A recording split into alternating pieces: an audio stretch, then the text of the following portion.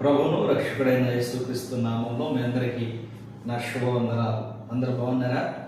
మరలా దేవుడు మనల్ని ప్రేమించి ఆయన కృపతో ఆయన సన్నిధిని మనకు ఇచ్చాడు. ఈరోజు దేవునితో గడపడం చాలా సంతోషకరం. చూడండి, అన్ని చోట్లకి వెళ్తారు ప్రజలు, కానీ దేవుని దగ్గర రావాలంటే ఇబ్బంది పడుతుంటారు. కొందరు వస్తారు ఇష్టంగా, కొందరు కష్టంగా వస్తారు. దేవుని దగ్గర ఎలా ఉండాలి? ఎప్పుడు ఇష్టంగానే బ్రతకాలి. పరిశుద్ధ గ్రంథంలో ఈరోజు నేను మాట్లాడబోయే అంశం ఏంటంటే ప్రార్థన. సామెతల గ్రంథము 15వ అధ్యాయం పరిశుద్ధ దేవుని లేఖనంలో నుండి సామెతల గ్రంథము 15వ అధ్యాయం 8వ వాక్యాన్ని ధ్యానం చేద్దాం. భక్తిహీనులు అర్పించు బలులు యెహోవాకు హేయము. ఇక్కడ 2వ లైన్లో ఉందన్నమాట. యథార్థవంతుల ప్రార్థన ఆయనకు ఆనందకరము.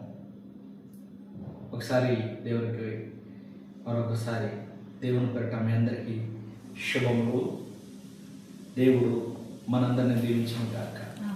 ఆమేన్. హల్లెలూయా. ప్రియులారా, పరిశుద్ధ దేవుని లేఖనంలో మరి ఈ పంచ ప్రాంతంలో దేవుడు ఈ మీ మధ్య వాడుకుంటకు ప్రభు చూపించాడు. దేవుడు ఎంత ప్రేమించాడంటే మనం అనుకునేది ఒకటి, ప్రభు తలచేది మరొకటి కదా. మనం ఊహించలేదు. నేనైతే ఇప్పుడు కూడా అనుకోలేదు ఈ ప్రాంతానికి వస్తానని. నా చిన్న అనుభవం ఏంటంటే, వింటూ ఉండేవాడిని దేవుడు ఉన్నతమైన స్థితికి నడిపిస్తాడు, సేవకుల్ని ఆయన గొప్ప ప్రదేశాలకు నడిపిస్తాడు. కానీ ఈరోజు ఆయన నన్ను నడిపిస్తుంటే అనిపిస్తుంది, అభాగ్యుడి నన్ను ఎంత ప్రేమించావు ప్రభా, అర్హత లేని నన్ను ఎంత ఆదరిస్తున్నావు ప్రభా. జనులందరి దృష్టి ఎదుట నేను నీచుడని అవ్వచ్చు, కానీ నా దేవునికి పనికొచ్చేవాడని అయ్యాను. మనుషులు దృష్టిలో గేలి చేయబడవచ్చు, కానీ మన దేవుడు గేలి చేసేవాడు కానీ ఆయన ఆదరించేవాడు, ఆదరణ కలగచేవాడు, ఆత్మతో నింపువాడు. కారణం ఏంటంటే దేవుడు తన ప్రేమను మన ఎడల కలగజేసేవాడు. దేవుని ప్రేమ ఎలా ఉంటుందంటే ఉన్నతంగా ఉంటుంది. ఎలా ఉంటుంది? దేవుని ప్రేమ ఉన్నతంగా ఉంటుంది.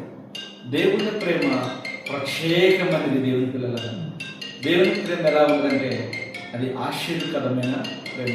దాన్ని ఒకసారి తీసుకొచ్చాను. దేవుని ప్రేమ ఎలా ఉంటుంది? ఉన్నతమైనది, ఆశీర్వాదకరమైనది. ఎలా ఉంటుంది? ఉన్నతమైనది, ఆశీర్వాదకరమైనది. కాబట్టి దేవుని ప్రేమ ఉన్నతమైన స్థానాన్ని ఎక్కించే ప్రేమ. అది ఎలా ఉంటుందంటే దిక్కులేని దరిద్రులను ఆదరణ కలిగించే ప్రేమ. దిక్కులేని దరిద్రులకు చాలామంది ఉంటారు. దిక్కులేనుడికి దేవుడే దిక్కు. ఎవరంటే దిక్కులేనుడికి దేవుడే దిక్కు అంటారు. దిక్కులేనుడికి ఎవరు దిక్కు? దేవుడే దిక్కు. దేవుని యొక్క నివాసం చేయాలని ఆశపడే ప్రతివారు ఎలా బ్రతకాలి? ఎలా బ్రతకాలి చెప్పండి? దేవుడు ఉన్నాడు, దేవుడు మనతో మాట్లాడుతున్నాడు. దేవుడు మనతో మాట్లాడుతున్నాడు అందుకు మన దగ్గర ఆధారాలు ఏమైనా ఉన్నాయంటే ఉన్నాయి, చాలా. ఏం ఆధారాలు ఉన్నాయి చెప్పండి? మన జీవితంలో కోల్పోయినవి కలిగటమే ఆధారం, మనం లేని పొందుకోవటమే ఆధారం. ఈ ఆధారం ఎలా ప్రారంభమైందంటే దేవుని లేఖనంలో జ్ఞాని అయిన సొలొమోనుతో దేవుడు ఇలాగా మనకు తెలిసేలాగా ఆయన మాట్లాడిస్తున్న మాట ఏంటంటే యథార్థవంతుల ప్రార్థన ఆయనకు ఆనందకరం. మనుషులకు కాదు ఆనందం. మనిషికి ఆనందం ఎప్పుడంటే,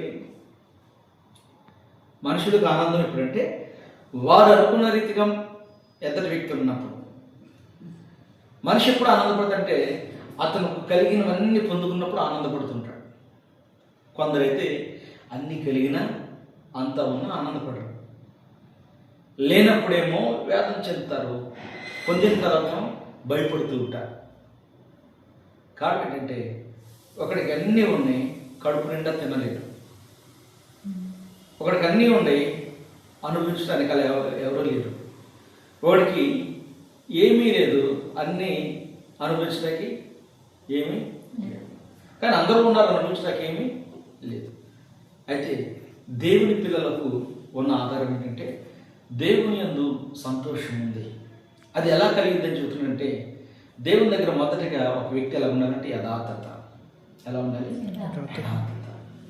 అబ్రహాము జీవితంలో చూస్తే యథార్థత. ఆయన తన జీవితాన్ని దేవునికి యథార్థంగా కనపరుచుకున్నాడు. దేవుని దృష్టిలో అబ్రహాము యథార్థవంతుడు. అబ్రహాము యథార్థంగా దేవుని దగ్గర నడవసాగాడు. ఆయన నడుస్తూ ఉన్నాడు. ఆయన దేవుని సన్నిధిలో యథార్థం ఉంటూ ఉన్నాడు. దేవుణ్ణి ప్రేమిస్తూ ఉన్నాడు.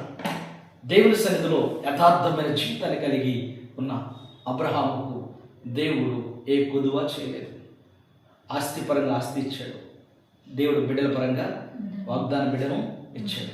మన దేవుడు ఎవరంటే నమ్మదగిన వాడు. ఆయన దగ్గర మొదటికి మనం ఎలా ఉండాలని దేవుని వాక్యం సెలవిస్తుందంటే ప్రియులారా, యథార్థవంతుల ప్రార్థన ఆయనకు ఆనందకరం. దేవుణ్ణి ఆనందపరిచేది ఏంటి అంటే యథార్థ ప్రార్థన. దేవుణ్ణి ఆనందపరిచేది ఏంటి? యథార్థత కలిగిన ప్రార్థన.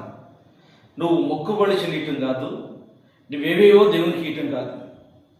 చాలామంది దేవునికి చాలా అర్పిస్తుంటారు, కానీ యథార్థత లేనప్పుడు ప్రయోజనం ఉందా? యథార్థత లేనప్పుడు దేవుడు ఇష్టపడతాడా? యథార్థత లేనప్పుడు దేవుడు ఆ యొక్క బలిని కోరుకుంటాడా? ఇష్టపడతాడా? స్వీకరిస్తాడా? ఆశీర్వాదం కాదే. దేవుని మాట తొలగిపోయాడు బిలాము అనే ప్రవక్త.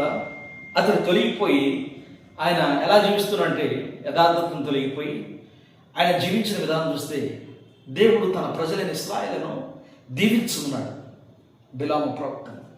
అయితే అతడు ధనాపేక్ష మనసు కలిగిన వాడై దేవుని మాటను మర్చిపోయి దేవుని దృష్టి ఎదుటి యథార్థను నడిచిన వ్యతను యథార్థత కలిగిన జీవితాన్ని విడిచిపెట్టి ఆత్మీయత లేనివాడుగా, ఆత్మ లేనివాడుగా యథార్థతను మర్చిపోయి శరీర సంబంధం అయిపోయాడు.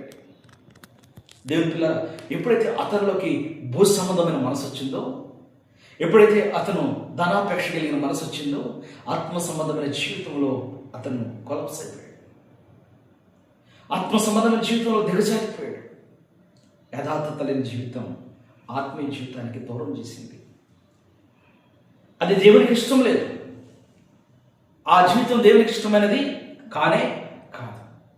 ఈరోజు మీలో చాలామంది ఎలా ఉంటున్నారో నాకు తెలియదు, కానీ దేవుని వాక్యం అంటుంది కదా, జ్ఞాని అయిన సొలొమోను ద్వారా జీవము కలిగిన దేవుడు మనతో మాట్లాడుతున్న మాట ఏంటంటే యథార్థవంతుల ప్రార్థన ఆయన సంతోషిస్తాడు. యథార్థవంతుల ప్రార్థన బట్టి ఆయన ఏం చేస్తాడు? ఆనందం ఆనందం ఆనందం నీలోనే, ఆధారం నీవేగా, ఆశ్రయం నీలోనే నా యేసయ్యా స్తోత్రార్హుడా.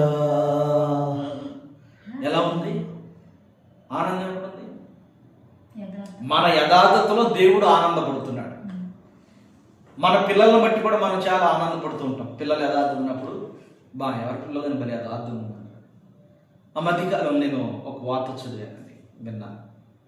ఒక తల్లి తన కుమార్తె పెళ్ళికి కొంత డబ్బు బ్యాంకులో దాచుకున్న డబ్బు తీసుకుని ఆటో ఎక్కి ప్రయాణమే వెళుతుంది. సరే, తన మార్గం వచ్చిన తర్వాత ఆమె మరి పొలంలో మరి ఎలాగో తెలియదు కానీ ఆ ధనం మర్చిపోయింది. ఆటోలో మర్చిపోయి దిగి వెళ్ళిపోయింది. ఆ ఆటో డ్రైవర్ నేరుగా ఆ ధనాన్ని తీసుకుని పోలీస్ స్టేషన్కి వెళ్ళి పోలీస్ స్టేషన్ అప్పగించి చెప్పాడు, ఫలానా కింద ఎవరో తెలియదండి, ఫలానా ప్రదేశం. అతని జీవితంలో ఉన్న యథార్థత ఏం చేసింది తెలుసా? న్యాయంగా ఉన్న పోలీసులు, న్యాయస్థానం ఉన్న పోలీస్ సర్వీస్ కూడా అభినందించారు. ఆ తల్లి నుంచి కూడా కౌగిలించుకుని ముద్దు పెట్టుకున్నాయా, నా కుమార్తె పెళ్ళికి దాచుకుని డబ్బు ఇచ్చావు, నీకు కృతజ్ఞత. దేన్ని బట్టి ఆ వ్యక్తిగా పేరు వచ్చింది? తాను కలిగి ఉన్న యథార్థతను బట్టి. కొందరండి యథార్థతను మర్చిపోతారు. అది మనది కాకపోయినా ఇది నాకు దొరికింది కాబట్టి నాదేని తీసుకుని వెళ్ళిపోతూ ఉంటారు. ₹1 దొరికింది అనుకోండి, ఆ రూపాయి పోగొట్టుకున్నాడు. ఆ రూపాయితో ఎంత అవసరం ఉందో. ఒక ₹10 పోగొట్టుకున్నాడు. ఆ ₹10 పోగొట్టుకున్నాడు. ₹10 వాడికి ఎంత అవసరం ఉందో అది పోగొట్టుకున్నవాడికి తెలిసి, దొరికినవాడికి తెలియదు. కొందరు ఏమంటారంటే పిచ్చిగా, నాకు అవసరం కంటే దేవుడు నా కోసం ₹10 ఎక్కడ వేసేయడు అంటారు. కాదు, అతడు మార్గం వెళ్తా జారిపోయింది. అతను త్రోవ వెళ్తా తన చేతిలో ఉన్నది మతిమరుపు ఆదమష్టంలో జారిపోయింది. దాన్ని అనుభవించుటకు దేవుడు నీకు అర్హత ఇవ్వలేదు. మనిషి అనుకుంటాడు దొరికింది దేవుడు నీకు ఇవ్వలేదు. దేవుడు అంటాడు కదా, నీ పొరుగు దేన్ని ఆశించదు. మనం ఎలా ఉండాలి? క్రీస్తుని కలిగిన వారు విజయం పొందాలంటే ఎలా ఉండాలంటే, నీ ప్రార్థన దేవుని సన్నిధికి వెళ్తే దేవుడు ఆనందపడాలి. హల్లెలూయా. మన ప్రార్థన బట్టి దేవుడు విసిగిపోకూడదు, దేవుని విసిగించకూడదు. దేవుని దగ్గర ఎలా ఉండాలి? సంవత్సరం అయితే నీకు కావాల్సిన దాని వరకు పోరాడి ప్రార్థన చేయి. యాకోబు ప్రార్థన చేశాడు. యాకోబు రాత్రంతా పెనుగులాడాడు. దేవుని సన్నిధిలో పోరాడి ప్రార్థన చేశాడు. ఆ ప్రార్థన ప్రభు వినలేదా? విన్నాడు. ప్రార్థన ద్వారా యాకోబుని దేవుడు దర్శించి పేరుతో మాట్లాడి ఆయన అంటాడు, నీ పేరేమిటి? దేవుని పిల్లారా ఏమని అడుగుతున్నాడు? నీ పేరేమిటి? అవసరమా? దేవునికి తెలియదా? తెలుసు.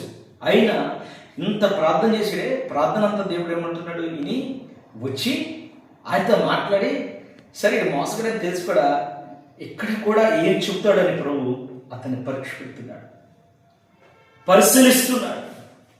నీ పేరేంటి అంటే, ఈయన తడువుకోకుండా, అటు ఇటు చూడకుండా, గాబరు పడకుండా, కలవరపడకుండా, కృంగిపోకంటున్నాడు, నా పేరు యాకోబు.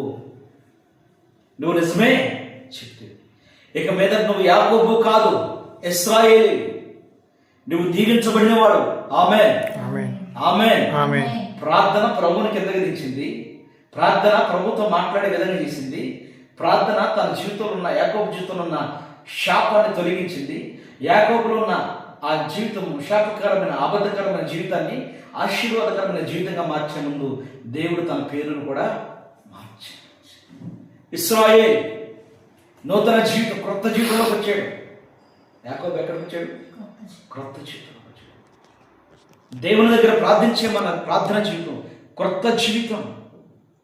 ఆ జీవితం ఎలా ఉంటుందంటే, ఎల్లప్పుడూ దేవుణ్ణి ఆనందపరిచే ప్రార్థన మన దగ్గర ఉండాలి ప్రియులారా. అదే మాట్లాడుతున్నాడు, యథార్థవంతుల ప్రార్థన ఆయనకు ఆనందకరం, దేవునికి ఆనందకరం. మీ ప్రార్థన ఎలా ఉంది?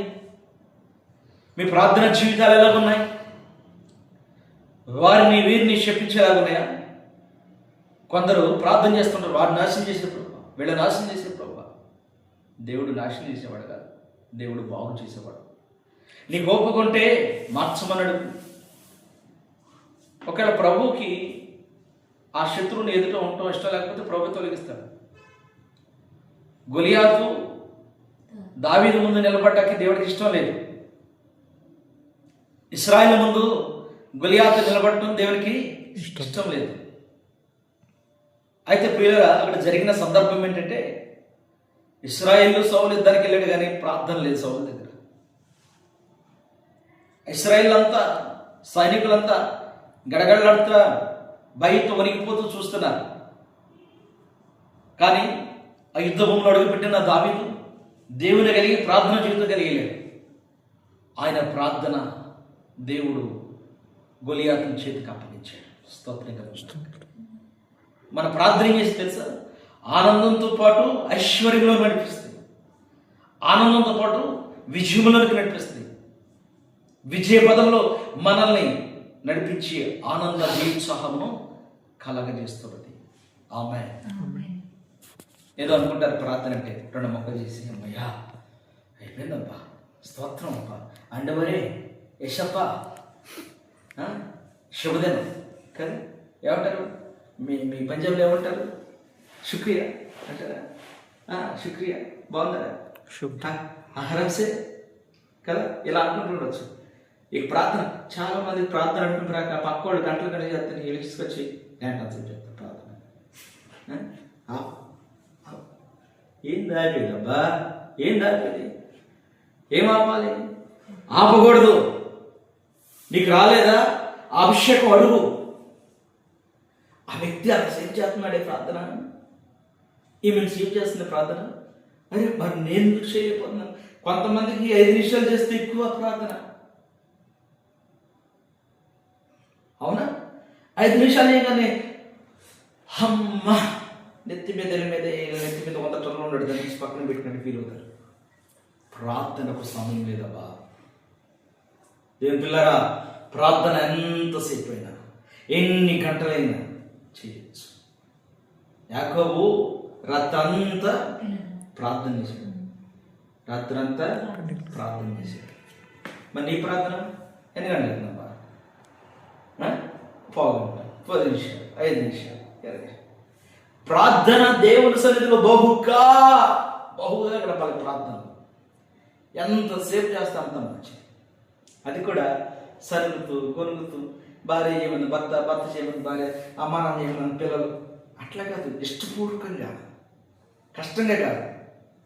కష్టంగా నీ కాళ్ళ దగ్గర ఉంటుంది. ఇష్టపూర్వకంగా దేవుని సన్నిధిలోకి వెళ్ళి ప్రార్థన ప్రారంభిస్తే పరిశుద్ధాత్మ దేవుడు నిన్ను కమ్ముకుంటాడు. పరిశుద్ధాత్మ దేవుడు నీలో ప్రవేశిస్తాడు. పరిశుద్ధాత్మ దేవుడు నీ హృదయంలో ప్రవేశిస్తాడు. ఆయన నీలో ఉండి నీకు ఆనందాన్ని ప్రారంభిస్తాడు. దేవుడు చేసిన గొప్ప పని తెలుసా? ఆయన ఆనందం ఉంటాం కాదు, నిన్న ఆనందం ఉంచుతాడు. ఏం చేస్తాడు? మనల్ని ఆనందం ఉంచుతాడు. మనం దుఃఖపడని కూడా ఆయన మనం దుఃఖపడితే ఊరుకునేవాడు కదండి. ఎత్తుకొని ముద్దాడి తల్లి తల్లి కనీసం పుట్టి, కొంతమంది తల్లి ఏం చేస్తాను, పిల్లడు ఆడగానే వండేసుకుని పాలు ఇస్తుంటారు. ఆడ పాలు దాదాపు ఇవ్వమని ఏడుతూ ఉంటాడు. కోపం వచ్చి వచ్చుకోలేదు, మరి పెళ్లి కావాలి, పిల్లలు కావాలి. ఏం కావాలి? పెళ్లి కావాలి, పిల్లలు కావాలి. వచ్చుకోలేదు. ఆ పాలు ఇస్తాడు, ఆడు ఎడుతూ ఉన్నాడు. వాడు బాధ ఏంటో తెలియదు. తెలుసుకోక పట్ట తాగు సత్యం. పాలు ఇస్తూ కూడా కుట్టేవాడు ఉన్నారండి, నేను చూసి నాకు అంటుంది. మన దేవుడు కొట్టేవాడు కాదు. నువ్వు పదే ఆయన నిష్కిస్తున్నా, ఆయన నిన్ను ప్రేమించి రా, నువ్వు ఇసుకిపోతా, నన్ను ఎవడు ఇసుకుతారా దా అని ఆయన నిన్ను ఎత్తుకొని ముద్దాడి తన కౌగిల్లో తీసుకుని దాచుకుంటాడు. మన జీవితం ఎలా ఉండాలి? ఆయన కృపను పొందుకునే విధంగా. మరొక మాట చూద్దామా? పరిశుద్ధ గ్రంథంలో నుంచి 15వ అధ్యాయం 29వ వాక్యం చదవండి. 15వ అధ్యాయం 29వ వాక్యం, సామెతలు. భక్తిహీనులకు యెహోవా, 2వ మాట చదవండి. నీతిమంతుల ప్రార్థన ఆయన అంగీకరించును. ఎవరి ప్రార్థన? నీతిమంతుల ప్రార్థన ఆయన అంగీకరించును. నువ్వు మారాలి. నీ దగ్గర నీతి లేకపోతే నువ్వు ఎలా రావాలి? నీతిలో నువ్వు స్థాపించుకోవాలి. స్థాపించుకోకుండా నాకు భక్తిహీనత కావాలి, పెదాలతో మొక్కున్న దండం కావాలని కుదరదు. నీలో మార్పు లేకుండా ప్రార్థన చేస్తే అది ఫలితం ఇవ్వదు.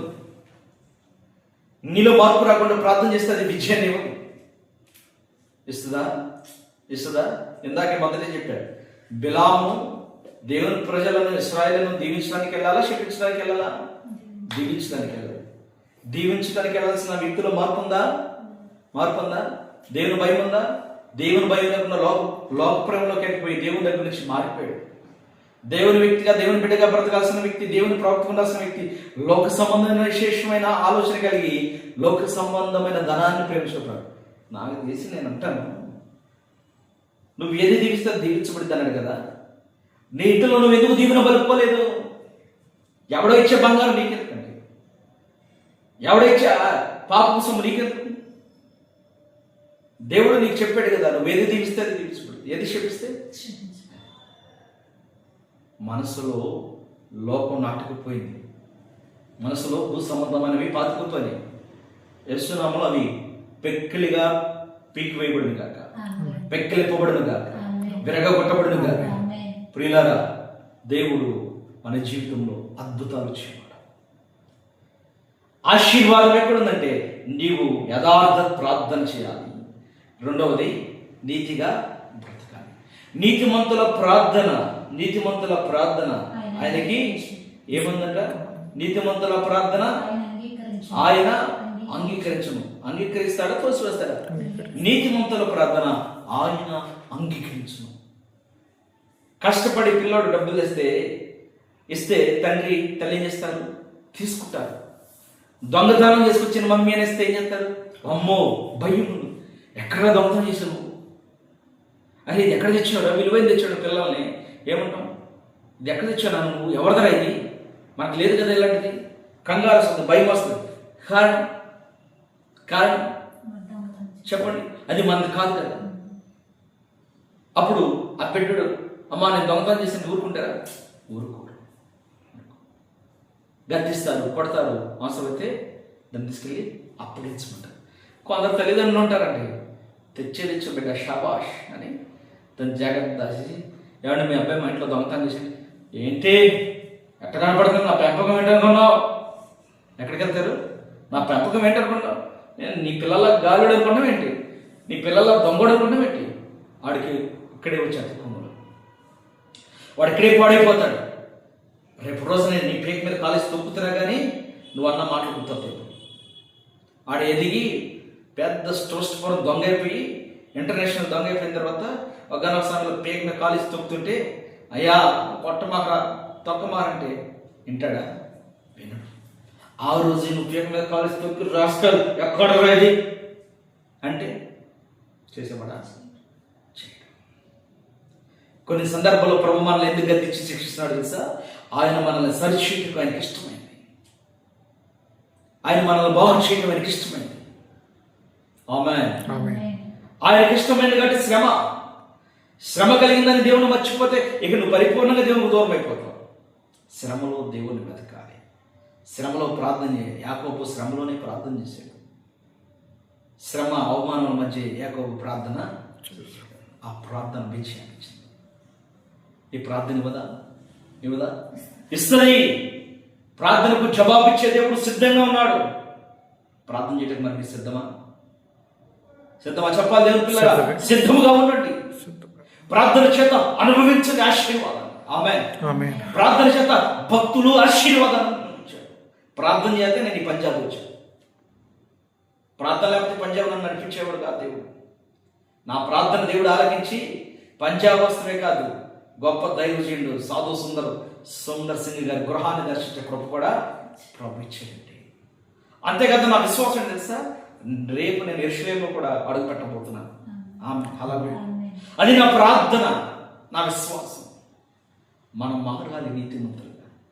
ఎలా ఉండాలి? మనం నీతిమంతులుగా మారాలి. కీర్తన గ్రంథము 145వ అధ్యాయము చూద్దాం. దేవుని వాక్యం 18వ వాక్యం, 145:18, పేజీ నంబరు 528. తనకు మొరపెట్టు వారందరికీ తనకు నిజంగా మొరపెట్టు వారందరికీ యెహోవా సమీపంగా ఉన్నాడు. ఎక్కడున్నాడు దేవుడు? దేవునికి మొరపెట్టే వారికంట తనకు నిజముగా. ఎన్ని రకాలు ఉన్నారు అక్కడ? 2 రకాలు. తనకి మొరపెట్టు వారందరికీ కదా. ఎలా? తనకు నిజముగా మొరపెట్టు వారందరికీ, తనకు మొరపెట్టు వారందరికీ, తనకు నిజంగా మొరపెట్టేవాళ్ళు ఉన్నారు, నిజంగా మొరపెట్టేవాళ్ళు ఉన్నారు. నిజంగా మొరపెట్టేవాళ్ళు ఎవరు తెలుసా? బాధల్లో ఉండేవాడు, అవసరాలలో ఉండేవాడు. తనకు మొరపెట్టేవాడు ఎవరైనా తెలుసా? అవసరాలు తీరిపోయినాక గుర్తు చేసుకుని ప్రార్థన చేసేవాడు. తనకు నిజంగా మొరపెట్టేవాడు ఎవరు తెలుసా? బాధల్లో, కష్టాలు ఉన్నవాళ్ళు, ఎప్పుడు మర్చిపోకుండా కష్టాలు చేద్దా ప్రార్థన చేద్దాం. తీరిపోయిన తర్వాత నేను చెప్పే ఫస్ట్ ఏముంది, అయ్యా ఖాళీ లేదులే, ఈసారి కలుసుకుందాం కదా. అట్లా వద్దు. ప్రతిరోజు ఆయనతో కలిసి ఉండాలి. ప్రతిరోజు ఆయనతో కలిసి ప్రార్థన చేయాలి. దేవునితో మాట్లాడాలి. ప్రార్థన అంటే దేవునితో మాట్లాడటం, సంభాషణ దేవునితో చెట్టింది. ఆయన మాట్లాడుతున్నాడు. ఏమంటున్నాడంటే తనకు నిజంగా మొరపెట్టే వారందరికీ యెహోవా సమీపంగా, దేవుడు దగ్గరగా ఉన్నాడు. దూరంగా ఉన్నాడా? చాలా దగ్గరగా సమీపంగా ఉన్నాడు. దైవజనమా, దేవుని పిల్లలారా, నేను 2 చేతులు జోడించి మీకు చెబుతున్నాను కదా, దేవుని సన్నిధిలో మీరు చక్కగా ప్రార్థన చేయండి. దేవుని సన్నిధిలో దేవుని దగ్గరగా జీవించండి. నిజముగా మొరపెట్టండి. నీ మొర ఎలా ఉండాలి తెలుసా? పనికొచ్చే మొర అయి ఉండాలి. శాపం పెట్టే మొర కాదు, నాశనం బలికే మొర కాదు. నువ్వు శాపం బలికితే జరగదు, నువ్వు నాశనం బలికితే జరగదు. దేవుడు తెలిసి ఎప్పుడు పాడు చేయాలో, ఎప్పుడు దీవించాలో, ఎప్పుడు నాశనం పరచాలో, ఎప్పుడు ఆశీర్వదించాలో దేవుడు తెలుసు. కొందరు అంటారు, నేను ప్రార్థన చేస్తే నువ్వు నాశనం అయిపోతున్న సంగతి నీకు తెలుసా? ఏంటి సంగతి? నాకు తెలిసింది. నీవు ఆరాధించేది ఆ దేవుడు, నేను ఆరాధించేది ఆ దేవుడే. నా పక్షంగా దేవుడు నిలిచినాడు, మరి మీ పక్షంగా నిలిచినాడు. ఆమేన్. విజయము దేవునిలో, అపవాదికి అపజయము యేసయ్య పిల్లలకు విజయం. అపవాదికి అపజయము యేసయ్య పిల్లలకు విజయం. ఆమేన్. ఆయన పిల్లలు ఊరేగించబడుతున్నారు. ఆయన పిల్లలను ఆయన ఊరు వాడ ఊరేగించే దేవుడు. ఆయన ఆనందభరితమైన సంతోషాన్ని మనకి ఇచ్చేవాడు. దేవుడు మనకి సంతోషాన్ని ఇచ్చేవాడు. ఆయన దుఃఖపెట్టడు, ఆయన అవమానించడు, ఆయన త్రోసివేసాడు. కానీ కాదప్ప, ఆయన అంటున్నాడు, నేను మిమ్మల్ని ఆనందింపజేస్తున్నాను. ప్రభు సెలవిస్తున్నాడు, మిమ్మల్ని మీ జీవితంలో ఆనందం ప్రారంభమైంది. సంగమా, దేవుడు మిమ్మల్ని బ్లెస్ చేస్తున్నాడు. Thank you lord. దేవుని కృప మీతో ఉంది, దేవుని ప్రేమ మీతో ఉంది. యోహాను సువార్త 9వ అధ్యాయము 31వ వాక్యం. పరిశుద్ధ దేవుని లేఖనం నుండి యోహాను సువార్త 9వ అధ్యాయము 31వ వచనం చదువుదామా? దేవుడు పాపుల మనవి ఆలకింపడని, దేవుడు పాపుల మనవి ఆలకింపడని, పాపుల మనవి ఆలకింపడని ఎరుగుదము. ఎవడైనను దేవభక్తుడై ఉండి ఆయన చిత్తము చొప్పున జరిగించిన ఎడల ఆయన వాని మనవి ఆలకించును. దేవునికి స్తోత్రం. ఎలా ఉండాలంట? ఎలా ఉండాలని చెబుతున్నాడు? పాపుల మనవి ఆలకింపడని ఎరుగుదము. ఎవరు మనమంట? దేవుడు పాపుల మనవి ఆలకించడు. ఎందుకంటే ఇది తెలుసు, భక్తి తెలుసు, దేవుడు తెలుసు, ఎలా ఉండాలో తెలుసు, ఎలాగ జీవించాలో తెలుసు. అయినా అయినా అయినా మా ప్రభు నీకు చూద్దాడు. నిండు మనస్తాను దేవుని దగ్గర. ఏం మనస్తాను? నిండు మనస్తాను అన్నమాట. అలాగే కొన్ని సందర్భాల్లో నీ మనసును మలుచుకుంటావంట. దేవుడు మిమ్మల్ని దీవించాడు. సిస్టర్ గారు, ప్రభు అలా చెప్తున్నాడు, దేవుడు నీ కొదువులేని ఆశీర్వాదం ఇస్తాడట. ఎప్పుడు నువ్వు అధికమైన దీవెనగా ఉండాలి, దేవునికి అలాగే జీవించాలంటున్నాడు. Thank you. మనం అనుకోవచ్చు, ఇది నాకు ఉపయోగపడింది, ఈ రోజు ఇది అవసరం, అందుకే ప్రభా నేను నీకు చేయదు. కాదు, నీ అక్కర నెరిగిన దేవుని అక్కర తీర్చుతాడు. ప్రభు చెప్తున్నాడు, స్పష్టతగా మాట్లాడుతున్నాడు. ఆయన పనిలో, ఆయన విషయంలో అజాగ్రత్తగా ఉండొద్దన్నాడు. ఆయన ఎప్పుడు మీకు ఏది కుదువు చేయలేదంట. ఆయన చేసేవాడు కానే కాదు. ఎందుకు మరి? ఎందుకు సందేహించావు? ఆయన ఎలా నిన్ను పోషించాలో తెలియదా? ఆయనకి ఎప్పుడు ఏమి ఇవ్వాలో తెలియదా? ప్రభు మాట్లాడుతుంది కానీ నేను చెప్పలేను. పరిశీలన చేసుకోండి. దేవుడు నిశ్చయముగా మన ప్రార్థన వినువాడు.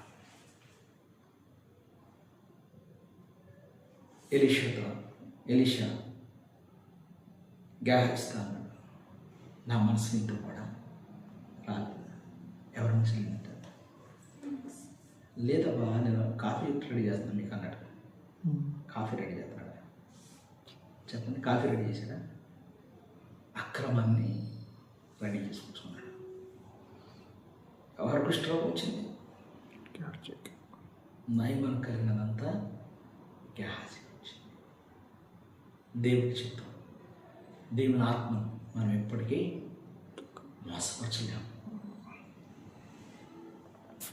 దేవుని విషయంలో త్యాగపడుతున్న జీవితాలు మనం అంటున్నాడు. అంటారా? ప్రభు అడుగుతున్నాడు, ఉంటాను. ప్రభు సెలవిస్తున్నాడు, మీరు ఉంటే మీరు చిత్తాన్ని కార్యాన్ని చూస్తారు. ప్రభు చెప్తున్నాడు, ఆయన ప్రొటెక్షన్ కావాలా?